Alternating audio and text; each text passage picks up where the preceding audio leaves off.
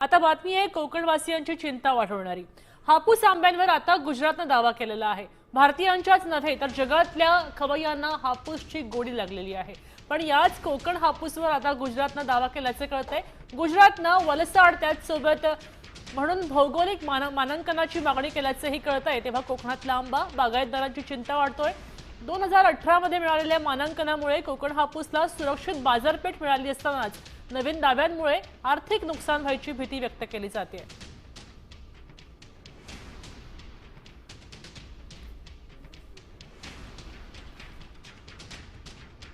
हापूस आंब्यावर सुद्धा गुजरातने दावा केल्यानंतर आता सर्वपक्षीय नेत्यांनी हल्लाबोल केलाय।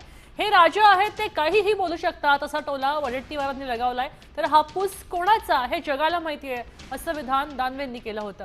वलसाडचा येऊ दे किंवा कर्नाटकाचा येऊ दे फरक पडत नाही असं म्हणत मंत्री उदय सामंतांनी चांगलंच सुनावलंय।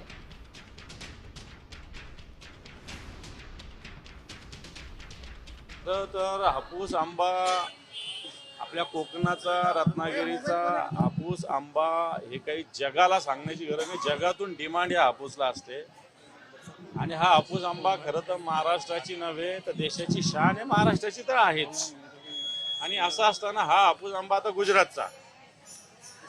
मला असं वाटतं हे नवीनच काहीतरी सुरू होतंय, पण तो हापूस आंबा कोणाचा आहे हे जगाला सांगण्याची गरज नाही। जर चेतक घोळ्याची आई गुजरातची असू शकते तर मग हापूस आंबा का असू शकत नाही। मुंबई उद्या गुजरातचं राज्य झालेलं तुम्हाला दिसेल।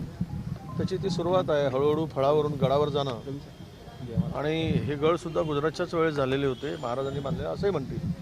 त्यांना आता राजे आहेत ते काही बोलू शकतात। सध्या सेवक कुठे आहेत, राजे आहेत, राजा बोले दल हले, राजांच्या मुखातून जे निघेल ते सत्य।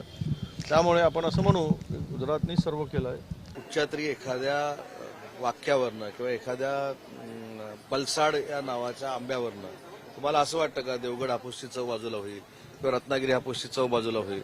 शेवटी आमची चव जी आहे, मधुर चव जी आहे ती तशीच राहणार आहे। त्याची तुम्ही देखील चिंता करू नका। देश विदेशातील प्रत्येक घडामोडींचे लाईव्ह अपडेट मिळवण्यासाठी आता साम टीव्हीच्या सर्व सोशल मीडिया प्लॅटफॉर्मला लाईक, फॉलो आणि सबस्क्राईब करा। तसंच सर्व नोटिफिकेशनसाठी बेल आयकॉन प्रेस करायला विसरू नका।